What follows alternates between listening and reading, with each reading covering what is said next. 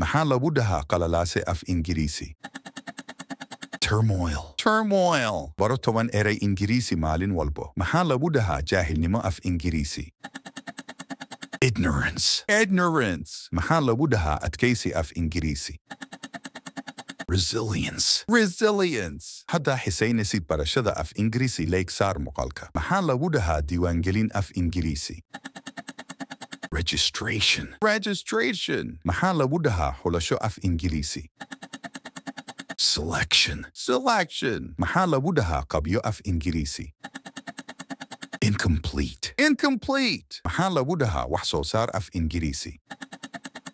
Output. Maxaa lagu dhahaa hirgelin af Ingiriisi?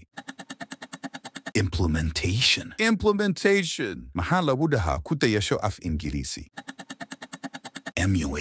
Emulation. Maxaa lagu dhahaa xidhiidh af Ingiriisi? Haddaa jawaabta taqaanid nagu soo qor qaybta falada mahadsanid.